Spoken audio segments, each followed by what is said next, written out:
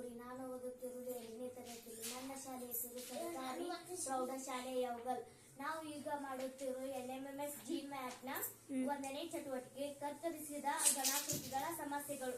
ಈಗ 1ನೇ ಪ್ರಶ್ನೆ. ಮೇಲೆ ಕೊಟ್ಟಿರುವ ಚಿತ್ರದಲ್ಲಿ ಒಂದು ದೊಡ್ಡ ಘನಾಕೃತಿಯನ್ನು ಚಿಕ್ಕ ಚಿಕ್ಕ ಗಣಗಳಾಗಿ ಕತ್ತರಿಸಲಾಗಿದೆ. ಹಾಗಾದರೆ ಚಿತ್ರದಲ್ಲಿ ಒಟ್ಟು ಎಷ್ಟು ಚಿಕ್ಕ ಗಣಗಳಿವೆ? Option A 3, option B 6, option C 27, option D 54. ನಾವು ಇಲ್ಲಿ ಪ್ರಾಕ್ಟಿಕಲ್ ಆಗಿ ನೋಡೋಣ. ನಾನು ಈಗ ಕಂಬ ಸಾಲಿನಲ್ಲಿ ಮೂರು ಕಂಬ ಸಾಲುಗಳನ್ನು ಮಾಡುತ್ತಿದ್ದೇನೆ. 1 ಕಂಬ ಸಾಲು, 2 ಕಂಬ ಸಾಲು, 3 ಕಂಬ ಸಾಲು. ಪ್ರತಿ ಕಂಬ ಸಾಲಿನಲ್ಲೂ 9, 9, 9.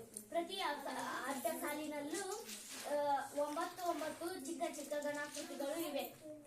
ಆದ್ದರಿಂದ 9 1 9 9, 9 2 18, 9 3 27. ಒಟ್ಟು ಘನಾಕೃತಿಗಳು 27 ಇದ್ದಾವೆ. ಒಂದು ಘನಾಕೃತಿಯಲ್ಲಿ ಒಟ್ಟು 27 ಘನಾಕೃತಿಗಳಿವೆ. ಧನ್ಯವಾದಗಳು.